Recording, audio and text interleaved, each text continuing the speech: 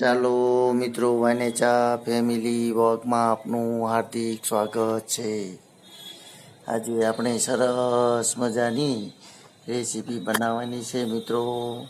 તમે પૂરેપૂરી રેસીપી જોઈજો.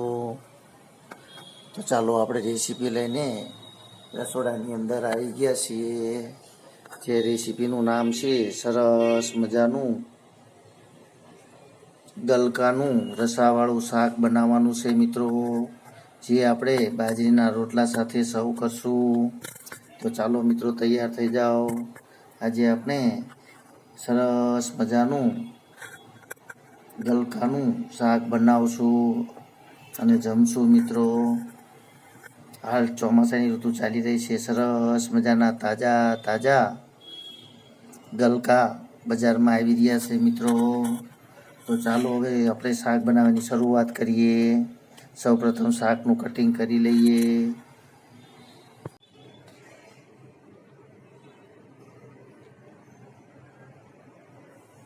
ચાલો મિત્રો, આજે આપણે સરસ મજાનું ગલકાનું રસાવાળું શાક બનાવવાનું છે. તો ત્યાંનો વઘાર કરી લઈએ. આપણે શાક સરસ મજાનું કટિંગ કરીને રાખેલું છે. તેલ પણ આવી ગયું છે.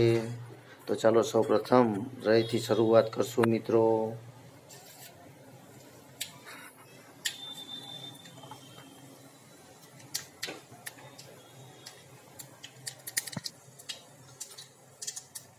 એક ચમચી હિંગ, તેમજ અંદર આપણે મરચાં, ટમેટાં અને ગલકાનું કટિંગ કરેલું છે તે પણ ઉમેરી દઈએ મિત્રો.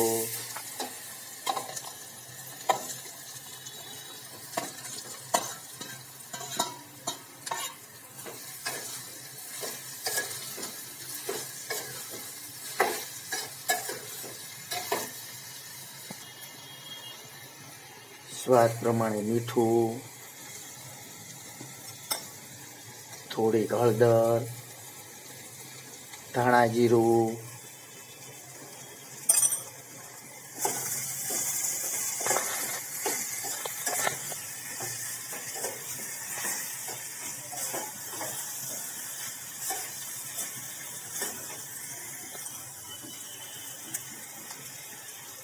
સ્વાદ પ્રમાણે થોડો ગોળ પણ ઉમેરી દઈશું. તીખું મરચું, લાલ મરચું. ચાલો મિત્રો, તો હવે આપણે તેને એકદમ ધીમા તાપથી થોડીક વાર સુધી પાકવા દઈશું અને ત્યાર પછી અંદર પાણી ઉમેરશું મિત્રો. આ રીતે વરાળથી જ પહેલાં પાકવા દઈશું, કારણ કે ગલકા હાલ કૂણા સરસ હોય છે. એકદમ જલ્દીથી જ પાકી જતા હોય છે મિત્રો. ચાલો મિત્રો, આજે આપણે સરસ મજાનું ગલકાનું રસાવાળું શાક બનાવવાનું છે. તેની સાથે જમવા માટે બાજરીના અને જુવારના મિક્સ રોટલા બનાવવાના છે મિત્રો. તો ચાલો બનાવી લઈએ. સરસ મજાના બાજરીના રોટલા છે, જેની અંદર આપણે થોડીક જુવાર પણ ઉમેરેલી છે. ખાવાના ખૂબ જ સ્વાદિષ્ટ લાગતા હોય છે મિત્રો.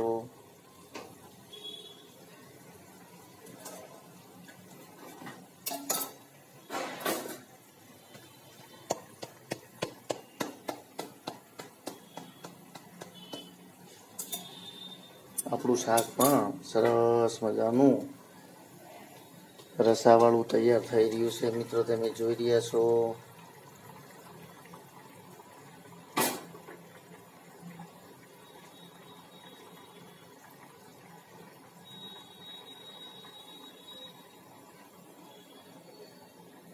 તો ચાલો મિત્રો, હવે આપણે રોટલા તૈયાર કરી લઈએ. શાક પણ આપણું તૈયાર થઈ જવા આવ્યું છે. ત્યાર પછી આપણે જમવા માટે બેસશું મિત્રો. તમે પૂરેપૂરી રેસીપી જોઈજો અને આવું શાક બનાવીને જમજો મિત્રો.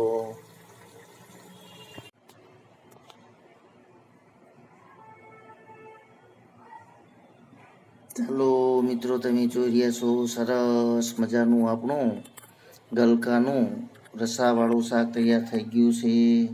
જોતાં જ મોઢામાં પાણી આવી જાય તેવું સરસ મજાનું આપણું શાક તૈયાર છે મિત્રો.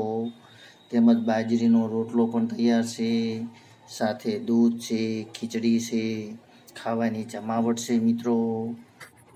તો તમે પણ આવું સરસ મજાનું ગલકાનું શાક બનાવજો મિત્રો, કારણ કે ખાવાની ખૂબ જ મજા આવતી હોય છે.